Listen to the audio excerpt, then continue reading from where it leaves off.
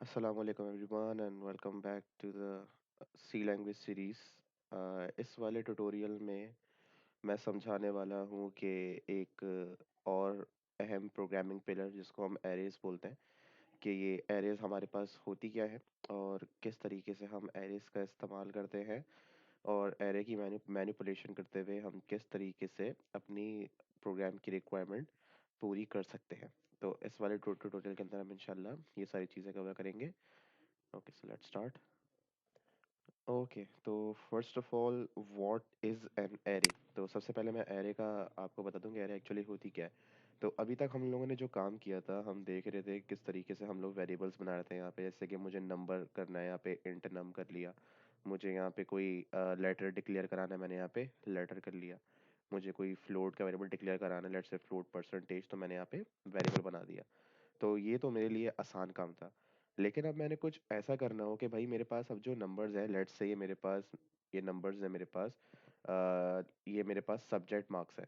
अब जैसे कि आपको पता है कि सब्जेक्ट मार्क्स मेरे पास सिर्फ एक नहीं होते, काफ़ी सब्जेक्ट होते हैं किसी भी मेरे पास सिलेबस में।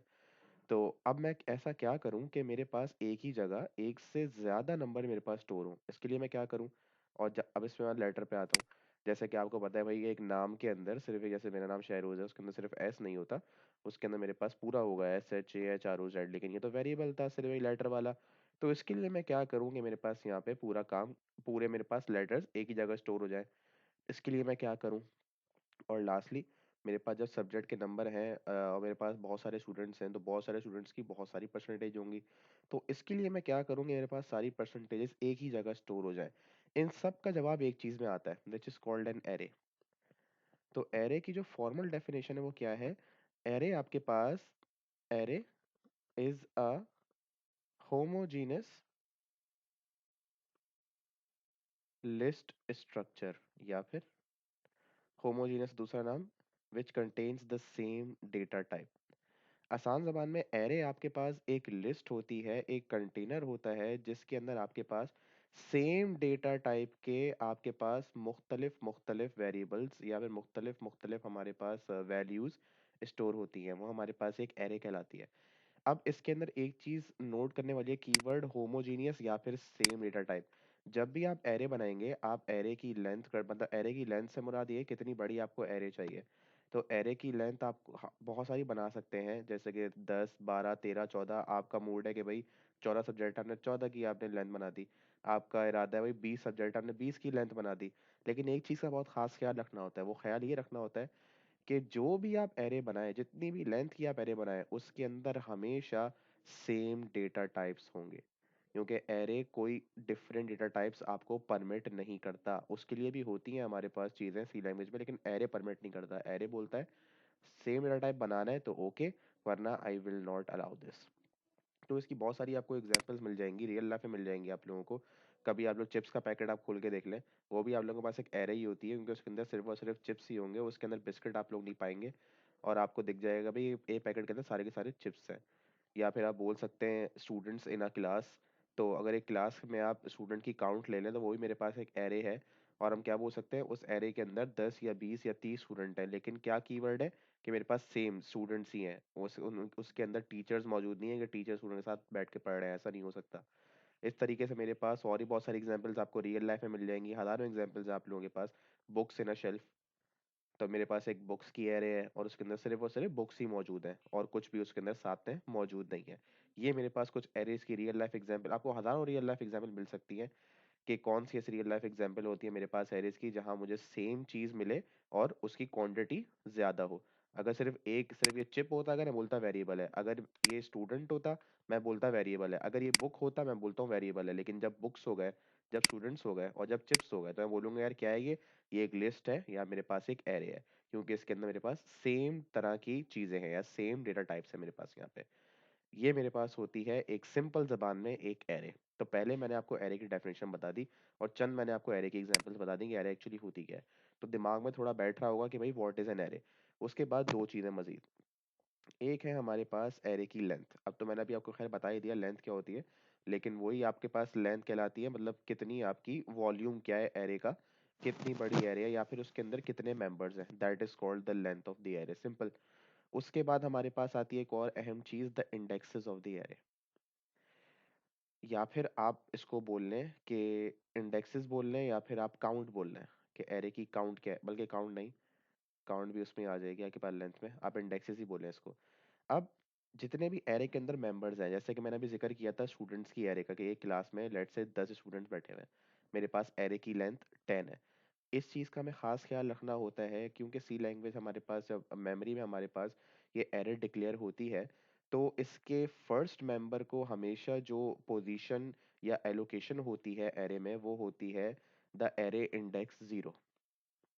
मतलब जो स्टूडेंट नंबर 1 होगा वो इन एक्चुअल क्या होगा, वो हमारे पास इंडेक्स नंबर 0 पे होगा। इस तरीके से जो स्टूडेंट नंबर 2 होगा वो इंडेक्स नंबर 1 पे होगा। इस तरीके से अगर मेरे पास तीन तीन लेंथ की एरे है, तो थर्ड स्टूडेंट मेरे पास होगा इंडेक्स नंबर 2।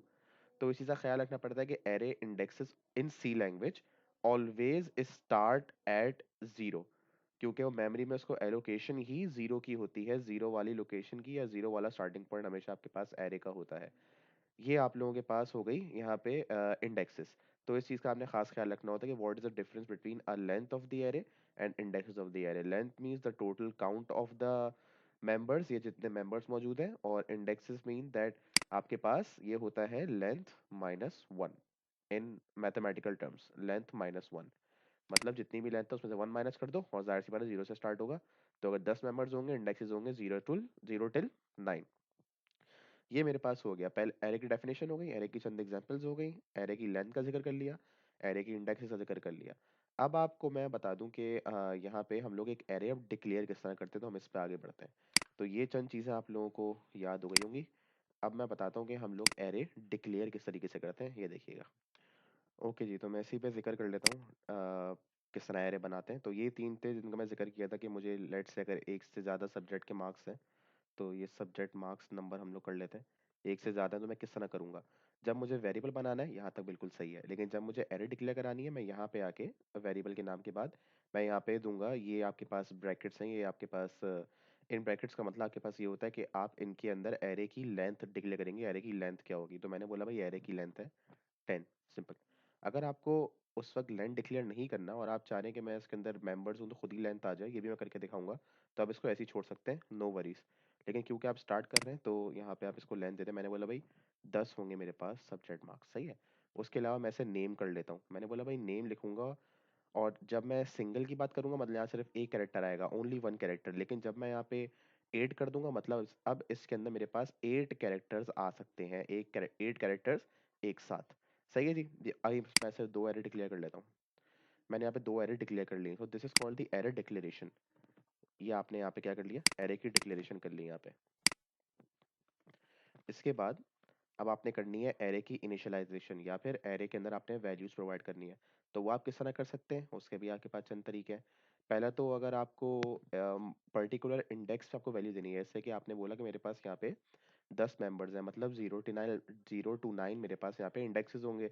आप चाह रहे हैं कि आप सिर्फ 3 सब्जेक्ट के मार्क्स दें, क्योंकि अभी तक सिर्फ 3 के मार्क्स आए हैं आपके पास।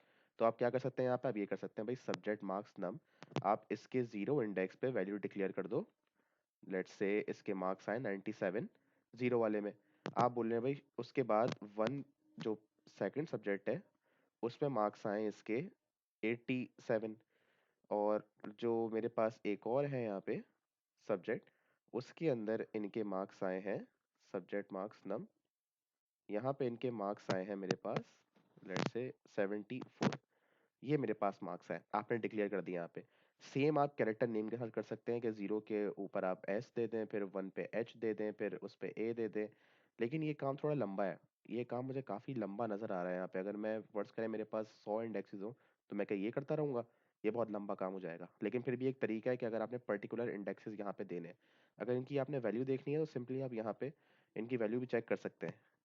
कि आपने सिर्फ यहाँ पे चेक किया, मुझे बता दें भाई कि सब्जेक्ट मार्क्स नंबर 2 में क्या वैल्यू है। सो इसे आप चला के देखें, सिंपल रन करता हूँ, you can see the value यहाँ पे आ रही है मेरे पास। लेकिन अगेन ये काफ़ी लंबा काम है, इस तरह से काम मैं अक्सर रेकमेंड नहीं करूँगा, क्योंकि ये बहुत लंबा हो जाएगा फिर ये।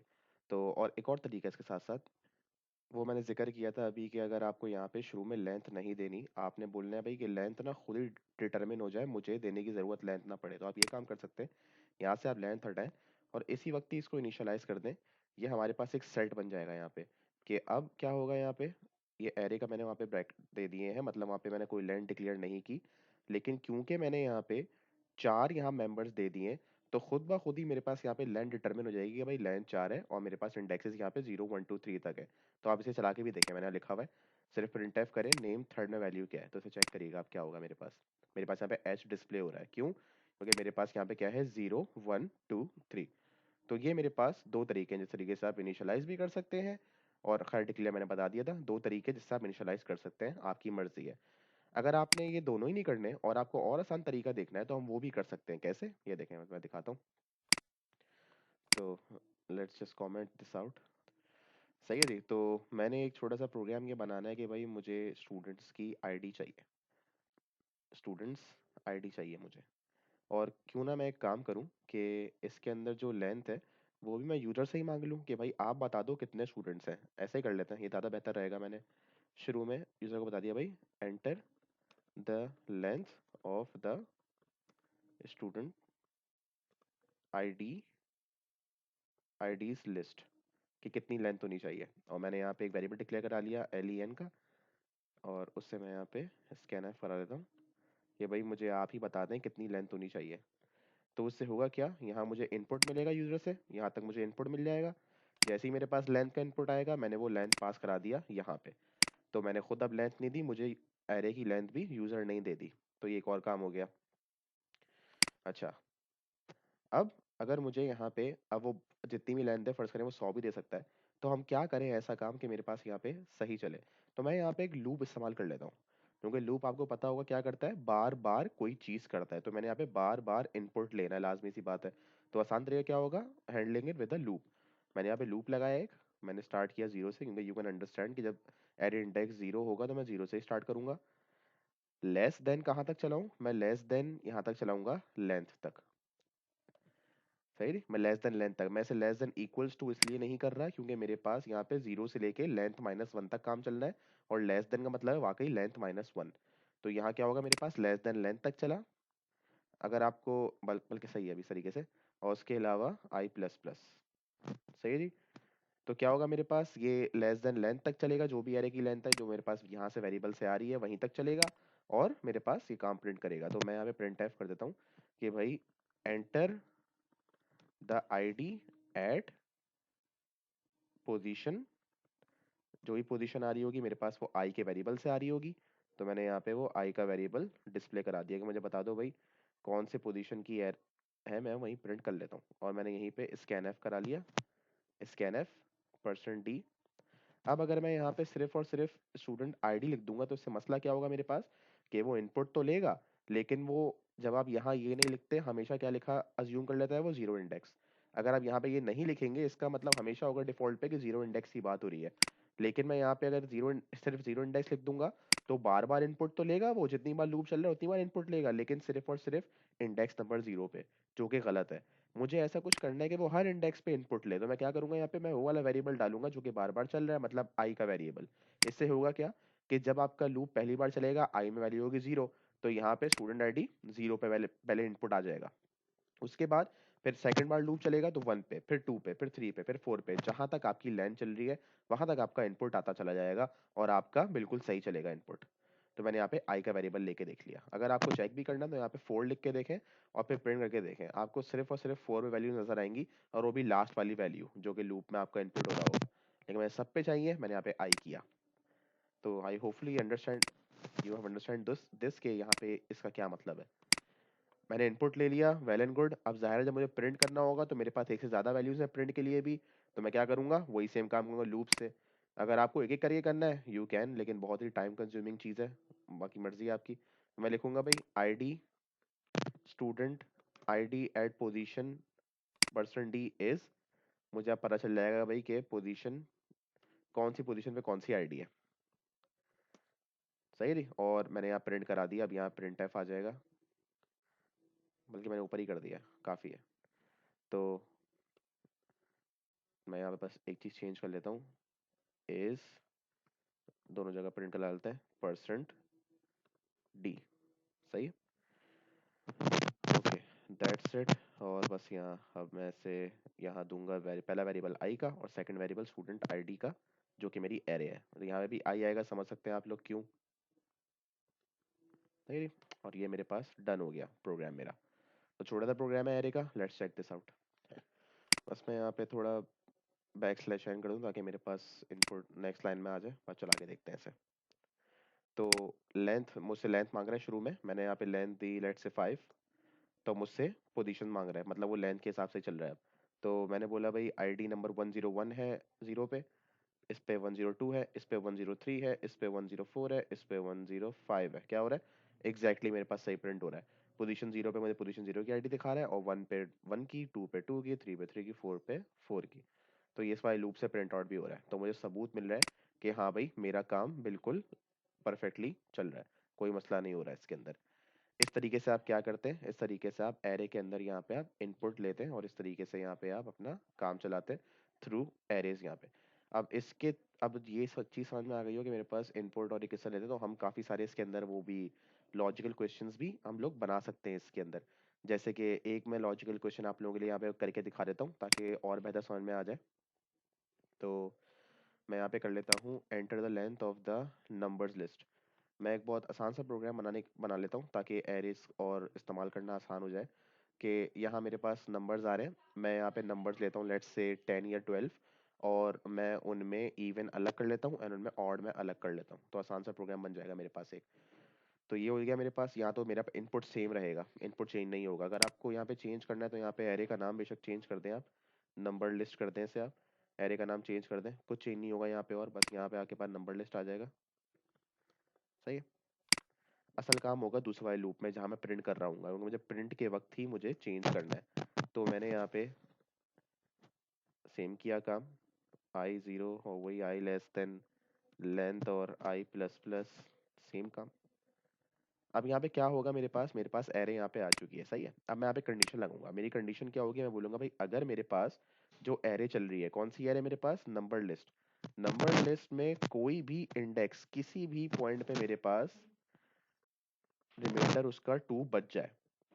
जब यहाँ मैं आई लिखूंगा इसका मतलब क्या है, मेरे पास किसी भी पॉइंट पे जो मेरे पास ये नंबर चल रहे हैं लेंथ तक, जो मेरे पास नंबर ऊपर से आ रहे हैं, इनपुट ले चुका हूँ, अगर उनमें रिमाइंडर मेरे पास 0 बच जाए तो आप प्रिंट एफ कर दो भाई कि क्या, position position %d is a even number, कि जिस इंडेक्स पे वो मेरे पास इवन नंबर है। मैंने यहाँ पे इंडेक्स प्रिंट आउट कर दिया, वैल्यू प्रिंट आउट नहीं कर रहा। अब करनी है, चले वो भी कर ले। नंबर यहाँ पे तो आपको नंबर ही मिल जाएगा और आपको पोजीशन ही मिल जाएगी। और यहाँ पे हम कर लेते हैं, हमारे पास कौन सी है, नंबर लिस्ट। सही है, नंबर लिस्ट आई मुझे यहाँ पे मिल जाएगा। इफ से वो अलग कर देगा, और सिमिलरली मैं एल्स में कर सकता हूँ। सिर्फ मुझे एल्स लिखना होगा and then I have to print the same thing. मुझे सेम चीज़ बस यहाँ प्रिंट करनी होगी। है ये, तो I do not need this, एक स्टेटमेंट है, कोई ज़रूरत नहीं है। Position is a odd number, और मुझे वहाँ मिल जाएगा। सिंपल सा प्रोग्राम। मैंने बस यहाँ पे इनपुट लिया और मैंने इवन और ऑड अलग कर लिया, तो इसे मैं चला के देखता हूँ। सिंपल सी लॉजिक है, नथिंग टू एक्सट्रीम। ये नंबर मुझसे मैंने दिए लेट से 10, 10 लिस्ट है, तो मैं नंबर दिया 1, यहाँ 6, यहाँ 80, यहाँ 101, यहाँ 5, यहाँ 83, यहाँ पे मेरे मैंने दिया 40, यहाँ मैंने दिया 55, और यहाँ मैंने दिया 9, ये आई थिंक ये लास्ट है 4। तो चेक करें, मैंने बस यहाँ पे बैक स्लैश n नहीं रखा आई थिंक। एक दफ़ा और कर लेते हैं। कम नंबर दे रहा हूँ मैं इस बार, 11, 44, 78, 91 और 102। तो यहाँ पे वो मैं कुछ मिस्टेक कर दी होगी, खैर वो तो स्केप सीक्वेंस का है। तो पोजीशन 0 पे मेरे पास ऑड नंबर है क्योंकि वहाँ पे वाकई ऑड नंबर है। पोजीशन 1 में मेरे पास इवन है क्योंकि 44 इवन ही है। पोजीशन 2 मेरे पास क्या है, इवन है, 78 है। पोजीशन 3 ऑड है, 91 है। पोजीशन 4 इवन है, 102 है। बिल्कुल सही आ रहा है मेरे पास आंसर। तो इस तरीके से मैंने कोई छोटी सी लॉजिक तैयार कर ली है एरेस के अंदर।